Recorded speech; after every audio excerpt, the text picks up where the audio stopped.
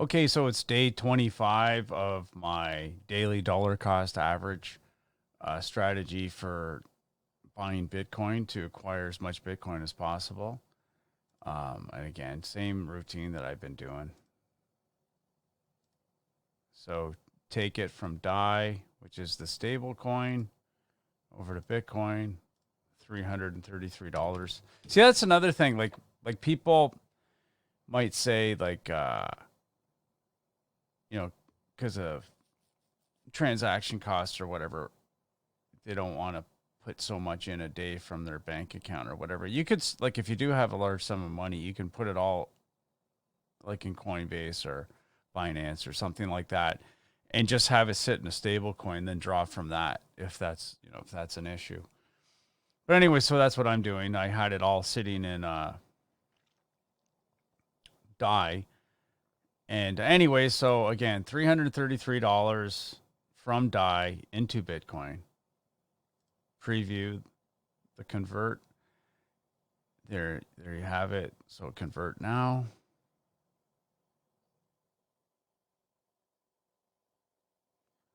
Okay, so view transaction.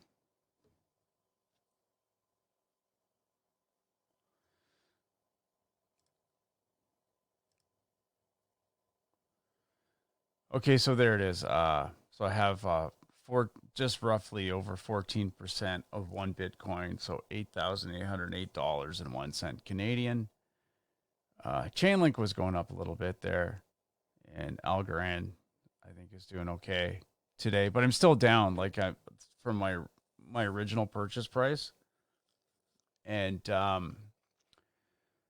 so anyways, that's again, same old story. It's boring, it's basic, but you got to be consistent. And anyway, so that's essentially what it is. But we'll just watch again our friend here, Max Kaiser. He's saying that and again, it's funny because this just came out, and I've been saying this for a few episodes. That so this came out. Let me just see here. Yeah, it just came out today, March 1st, 2021. So it just came out. I think I saw it. It came out 4 hours ago, something like that. And look what he's saying. I saw this with the 1997 Netscape boom. And this is exactly what I've been saying. It's very similar. This is very similar to that whole internet craze in the 90s. I remember that's when I got into the stock market. That's what fascinated me. But the thing was, it's kind of one of those things where like I wasn't totally into like buying these companies because I was taking courses on finance, like stock market type courses because I was getting my license to be a stockbroker, traders, whatever, financial advisor, because you need these licenses. And it's very similar in the States. They call them the Series 7. In Canada they call it the CSC, and this Canadian securities course. So I had to take all these courses. Plus, you had to take a conduct and practices course, and then I had to take these courses that pertain to being a trader. I had to take courses for financial planning, derivatives, because I was a derivatives trader too. So I had to take an options licensing course, a derivatives fundamental course, all these courses during the 90s. And I wasn't really keen on it. Like I was told, oh, buy the banks, that was a smart move too. Buy banks, buy, things that have a dividend, yada, yada. But I was watching these other guys making money hand over fist in this tech boom. And I kind of missed out on it. Like I bought a little bit, but it wasn't like I wasn't totally into it because I was, these guys are going to lose all their money. But there was lots of money being made. And this is what Max Kaiser's saying. I saw this with the 1997 Netscape boom. He's so right. Like, and I've been saying this for a while. This is very similar to what was going on in the 90s with regards to the whole .com boom. I'm not saying I personally saw them, but you'd see like articles in the paper, you would see things on TV, so on and so forth. They'd show kids like 22, 23 years old making millions, like millions and millions of dollars. Like you'd hear stories, like they'd show some kid, like he's like 23 years old. He made 70, 80 million dollars, 60 million dollars, whatever it was. And they're driving Ferraris. They live in Manhattan and yada, yada. Like, again, I don't know whatever happened to them. I would assume that if you live like that, like you're going to run out of money pretty quick. But the point is that people were making total legitimate, like high incomes from doing this. But anyways, we'll just hear what Max Kaiser has to say. And, we'll take it from there. So now we're at the sweet spot. If you look at it historically, if I go back to the dot-com era of the 1990s, as I mentioned, I started the Hollywood Stock Exchange in 1996. And then in 1997, I believe it was, when Netscape went public. And that was really the beginning of what the dot-com boom era was, when Netscape went public. Mark Andreessen, of course, was Netscape. And what did Mark Andreessen just do this week? He announced the public offering of Coinbase. And so this is really going to be like that 1997 moment for Bitcoin, where we go from the whole phase of, is it real, is it not real, like we saw on the internet in the 90s, to where it becomes absolutely ubiquitous. And the price from here is going to go a lot higher. Well, for 2021, my prediction is 220,000 per coin for 2021. And longer term, really, I say there is no top to Bitcoin because there's no bottom for fiat money. No fiat money in history has lasted. Over the past 300 years, they've all gone to zero or lost 99% of their purchasing power. As Voltaire once said, all fiat money returns to its intrinsic value of zero. No fiat money in the past 300 years has escaped going to zero. There's been hundreds of fiat money. The average lifespan of paper money is 27 years. None have survived. The British pound is still around, although it's no longer backed by silver or gold or anything like that. It is purely fiat. And so we can't really say it's been around for the 300 years, but even so, it's lost over 99% of its purchasing power. The US dollar has lost 98 to 99% of its purchasing power. All these other currencies, many hundreds of currencies going back 300 years, have all just been disappeared. They've all been erased from existence. They've all gone to zero. So that's a very strong trend. How anyone could look at that history and say, well, no, the dollar is going to survive. The dollar is worth something.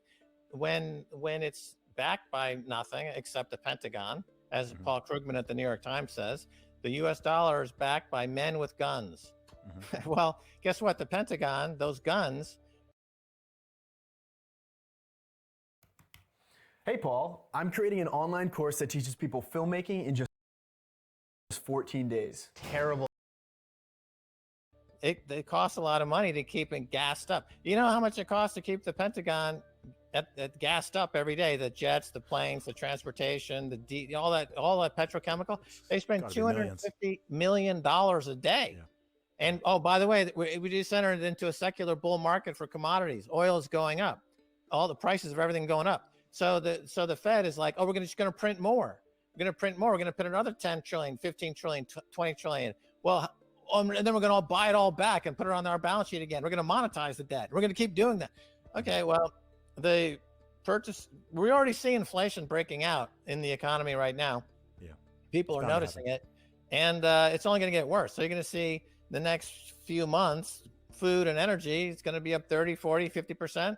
Your wages are not going to be flat. They're not going up. They're going to give more coupons, in the mail. I got this from today. The Nielsen company, they sent me a letter, and they put dollars in there. They just put money in there. They put $2 in there because it's worthless coupons. It's garbage. Anything can be used as money. People can use anything as money. In the past, you've used beads, you've used stones, we used gold.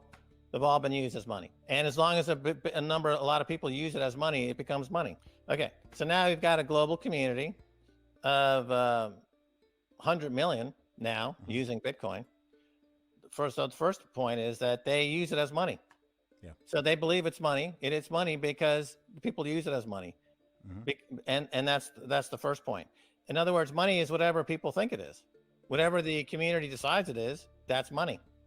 We know why gold became money over time, because it has some great properties. in that it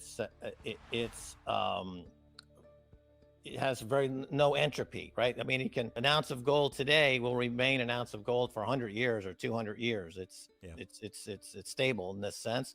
It's portable, it's divisible, it's fungible, it's desirable, and it became money, and it pushed out all the other versions of it, like beads or whatever. It's scarce. Gold is scarce, relatively scarce. And so for 5,000 years, people used ultimately gold. Even the central banks that are using fiat money, they do settle between them in gold. So we understand why gold is money. It's scarce, it's portable, it's divisible, it's desirable. And if we apply that to Bitcoin, it's absolutely scarce, unlike gold, which is only relatively scarce. Gold is inflating by 2 or 3% a year, so it's not actually as scarce as Bitcoin. It's more divisible. It's more portable. It's unconfiscatable, which gold doesn't have that property.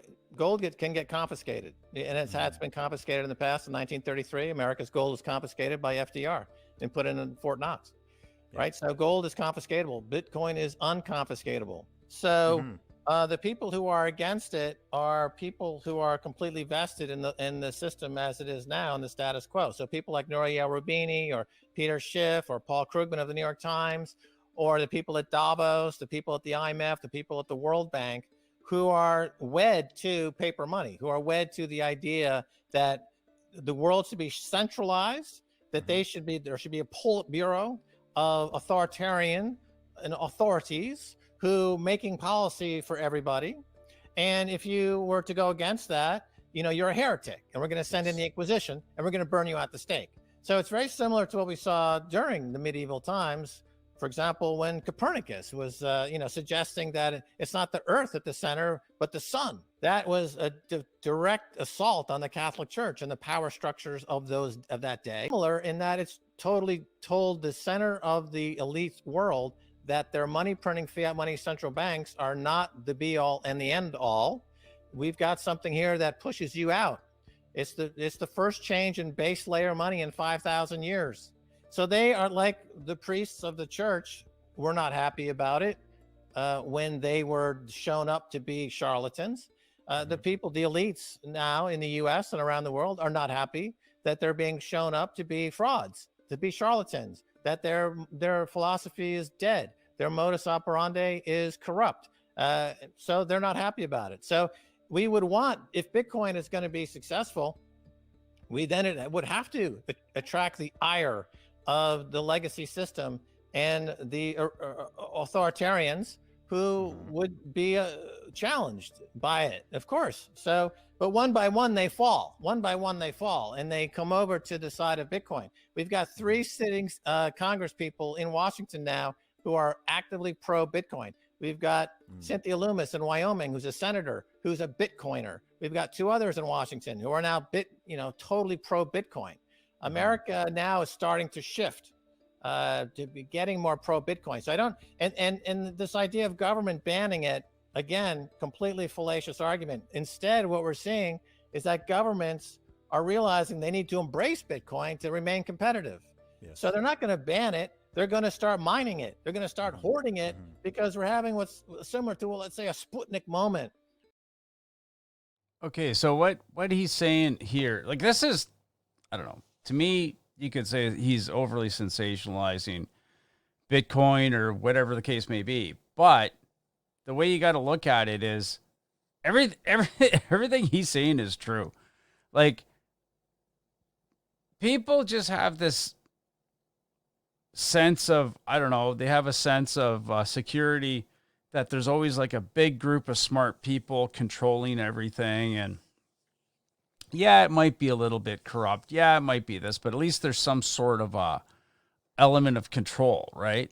Like, they won't let things get too bad. But what people don't realize, exactly Max Kaiser saying, that these people, these elites, the people from the World Bank, the IMF, United Nations, all these alphabet soup agencies, CIA, FBI, all this stuff, like, and globally, obviously, like everything, all those international entities and also things like, the European Union and all that, they're really based on nothing. They're based on like this one, like I was saying the other day, there was one guy saying that Bitcoin's worth nothing and fiat money's worth something because you get paid interest for buying T-bills. Okay, so let's get this straight. You have T-bills that you give people fake money as interest, and you say because this thing's paying fake money that you printed out of nothing, it's worth something. Like that's basically his argument, that Bitcoin doesn't pay you a dividend or an interest payment or anything, so therefore it's worth nothing. But a US T-bill is worth something because it pays you interest. It pays you interest to fake money. You know what I mean? Like it all comes down to perception. And this perception, I think, is starting to fall apart and I think there's several reasons why the whole fiat currency system failed. But I think one of them was that it was the same group that always benefited. Like whenever there was like a financial crisis, like I think 2008 was a pivotal time. And I think that's where that was the beginnings of Bitcoin. Like whoever designed it, that's where they saw the injustice, and that's where they laid the groundwork for Bitcoin, because I think it came out in 2010, but I think 2008 was when the wheels started turning towards building of Bitcoin. But like when there was that huge financial crisis, who got bailed out? Oh, the billionaire bankers and all these, like they got all the money, but the regular people got nothing. Like your wage went down because of inflation. You know what I mean? They printed all this money. They gave it to an elite group of people. They thought it was great. They didn't. I remember, I think it was Bank of America or Citibank or something. They got completely bailed out. The first thing they did with the bailout money is they bought a new company jet, and they're all flying around laughing about it. You know what I mean? Like it was the same people always wind up ahead, and the people who have nothing get even less. And this is where the wheels are falling off of this current system that's managing basically the whole world. Is they're just, again, it's all about one group that gets everything, and the vast majority of people are not reaping any of the rewards of any of this. And like I said, so I think the average person is going to gravitate towards something like Bitcoin just because they're getting nothing with the current system. It's as simple as that. And anyways, but this is basically what Max Kaiser's talking about. And like he said, no fiat currency has lasted over 200 years. Like if you ever read, there's a great book, I might have mentioned it before. It's called The Fiat Money Inflation of France. And it talks about like how France, like the whole reason why the French Revolution happened was because of fiat currency. People don't know this. And France tried to make gold illegal. There's all this stuff that's happened. It's happening now. They've tried this before because they try to force everybody onto this fiat currency.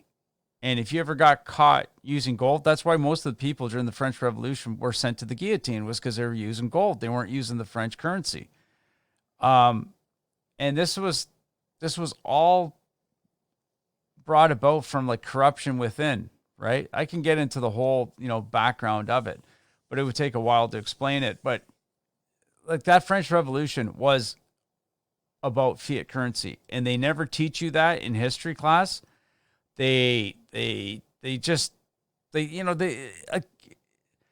used to always wonder why. Like I'd say, well, why were people just all of a sudden start fighting? They don't, like, I guess the powers, and again, this sounds like a conspiracy theory, but the powers that be don't want you to know how things actually happen. Because if you see the trend lines, you're going to say, wait a minute, isn't that what we're doing right now? So anyways, again, I'm kind of ranting here, but I think Max Kaiser makes a lot of good points here. And we'll just continue and see what he has to say. But like, again, what he said, he goes, what's the top for Bitcoin? He goes, there is no top because there's no bottom for fiat. That's the way you got to look at it. It's not so much that Bitcoin's going up. It's just that fiat's going down because everything's relative to something else, right? And maybe like all Bitcoin is basically going to be is the actual purchasing power that the dollar should have had, you know, because like there's so many ways of looking at it. Like, you know, people say, oh, back in, 1910, guys were only making 50 cents an hour, 30 cents an hour or something. Oh, poor guys. But look at how much things cost. I remember seeing, like old footage of, housing prices and whatnot. Like a house right after the Depression, I think you could buy a house for like $3,500, something like that. $4,200 or $3,200. If you're making like 50 cents an hour, right? So that would equal about $1,000 a year. If your house is only $4,500, that's like you're way better off than what you are today. Because, again, just all you got to do is look at your calculator, right? Like if you just go to just a say for instance, what's a house now? I would say the average house where I live is about $750,000. Okay. And I would say the average income, probably about 65. Now there's going to be usually a husband and wife working. So together, but this is the other thing. Back then the wife didn't usually work, right? So now you have two people working. So we'll say divided by 130,000, right? So that's going to be 5.76. So almost 6 years, right? Now, if you're making $1,000 a year, so if the house was, I think it was like $4,500, divided by 1,000, 4.5. So actually, it's pretty close, but again, you're looking at only one person was usually working. And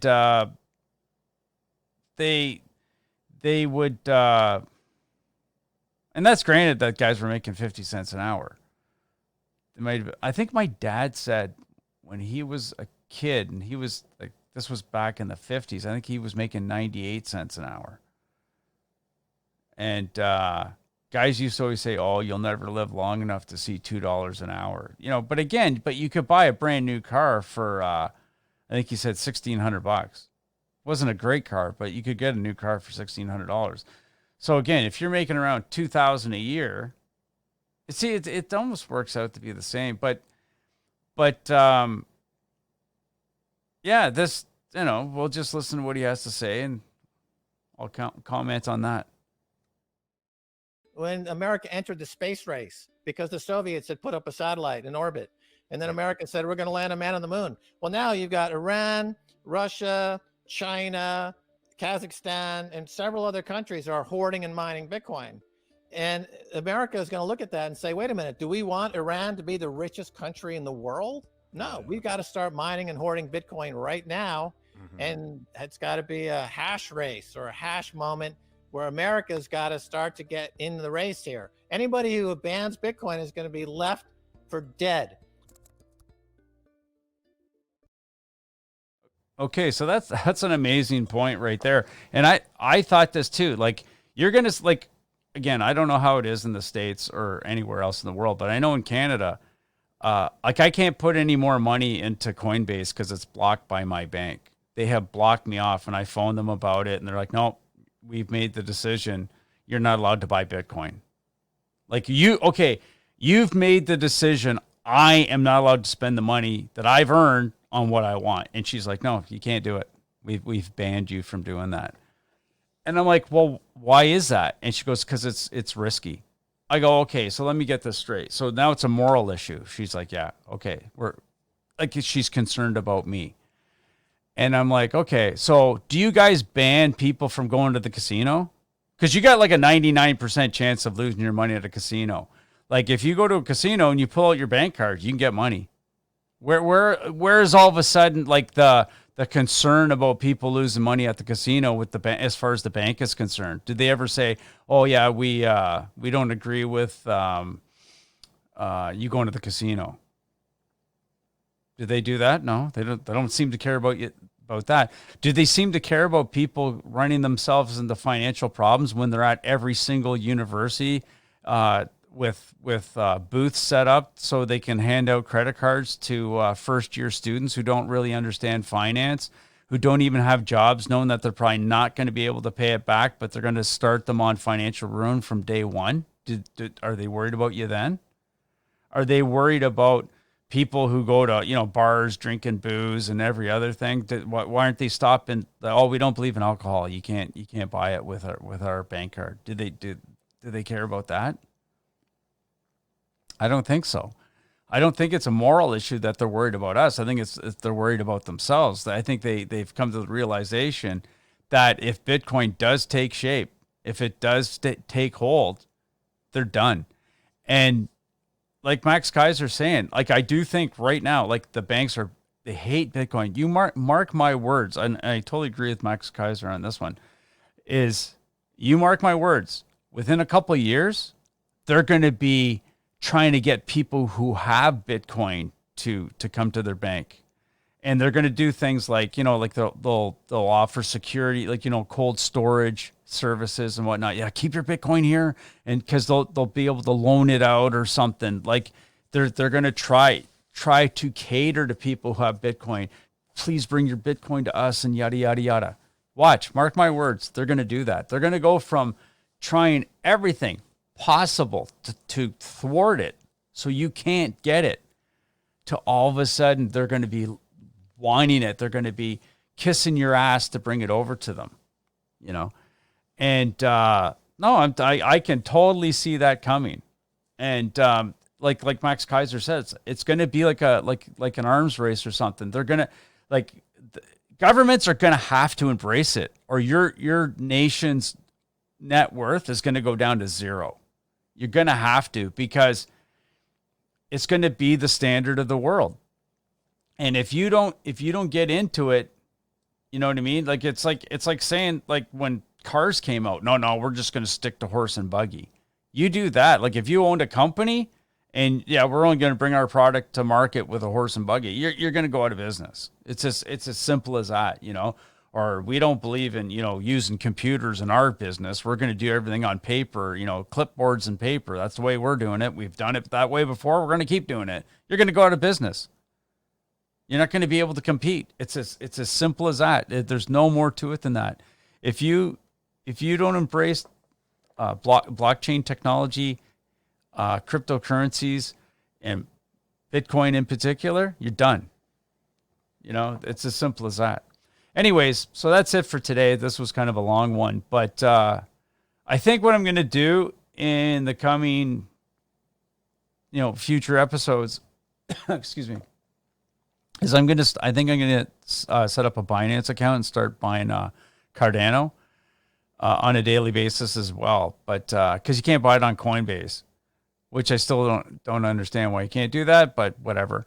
But that's what I'm going to be doing in the future. So look forward to that. Okay, so take care.